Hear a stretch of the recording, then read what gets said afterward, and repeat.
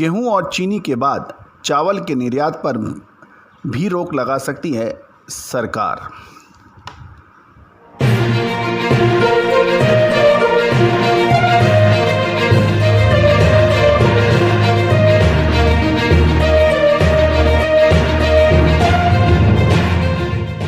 दोस्तों नमस्कार, मैं colonel Ajay, CEO Ajay astro money group first global astro finance digital channel से आपसे मुखातिब होता हूं।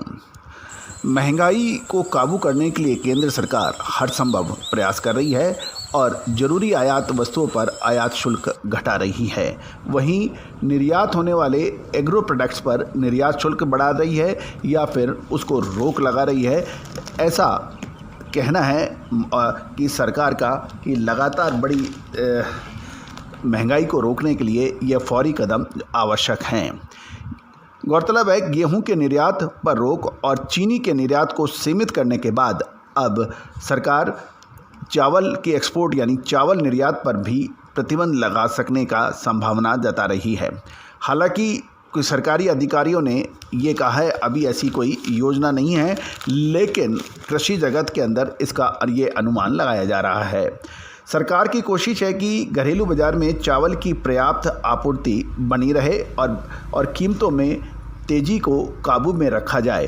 चावल के निर्यात पर रोक लगाने की सलाह प्रधानमंत्री कार्यालय की ओर से गठित एक समिति ने दिया है, ऐसी सूचना है। पीएमओ की यह समिति हर जरूरी कमोडिटी के लिए प्रोडक्ट टू प्रोडक्ट विश्लेषण कर रही है। गौरतलब है कि 150 से अधिक देशों का भारत के पिछले वित्त वर्ष में निर्यात किया था चावल। एक और महत्वपूर्ण ये भी बात है कि भारत देश का विश्व का दूसरा सबसे बड़ा चावल प्रोड्यूसिंग कंट्री है और चीन के बाद भारत में सबसे अधिक चावल की पैदावार होती है।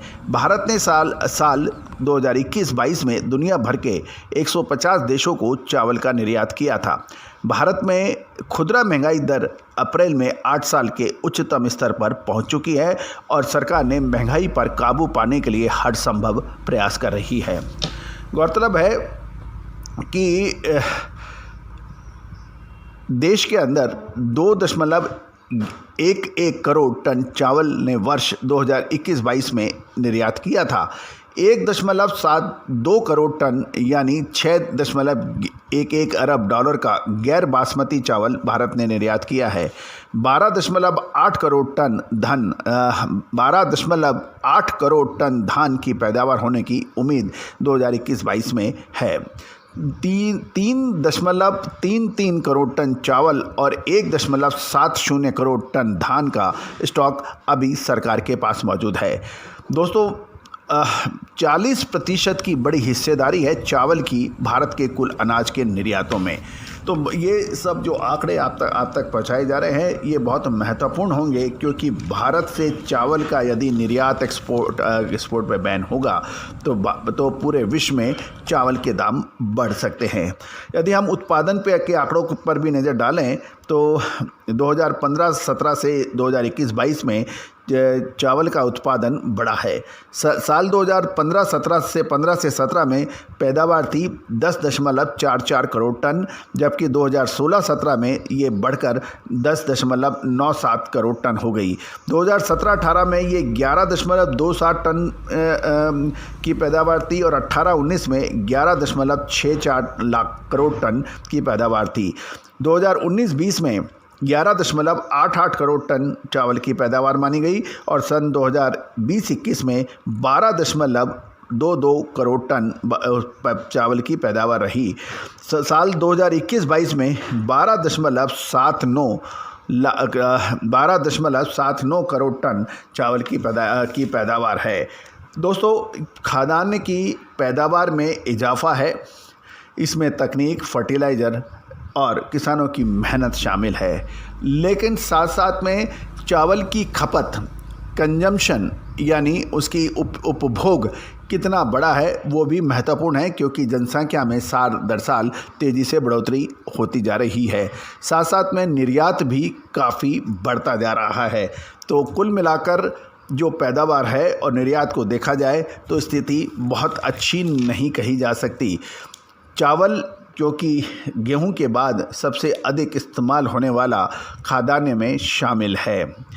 सरकारी समिति ने एक सुझाव दिए हैं, अगर चावल की कीमतों में वृद्धि की कोई भी संभावना नज़र नहीं आती है तो निर्यात पर तुरंत प्रतिबंध लगा दिया जाए, यानी चावल की कीमत में यदि बढ़ोतरी होगी तो इस पर प्रतिबंध लगाया जा सकता है।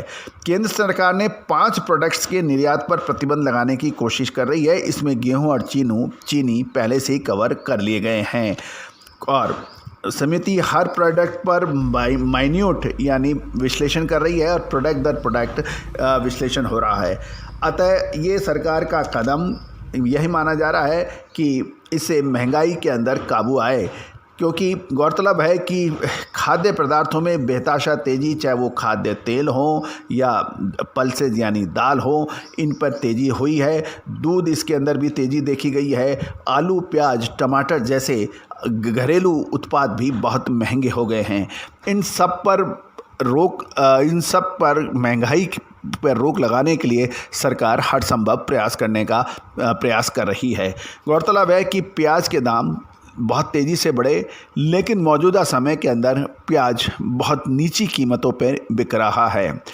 आलू के दाम भी पिछले 5 सालों में 65% से अधिक बढ़े और टमाटर के दाम भी पिछले 5 सालों में 200% तक अधिक बढ़े। तो दोस्तों, ये था एक विशेष विश्लेषण, लेकिन एक महत्वपूर्ण चर्चा ये है कि आने वाले समय में चीनी, गेहूं और चावल के अंदर क्या तेज़ी रहेगी या मंदी? क्या सरकार द्वारा किए गए प्रयास काफ़ी साबित होंगे महंगाई को रोकने में, या फिर कुछ और ही लिखा है? तो दोस्तों, ये सब निर्भर करेगा साउथ वेस्ट मानसून यानी दक्षिण पश्चिम मानसून पर।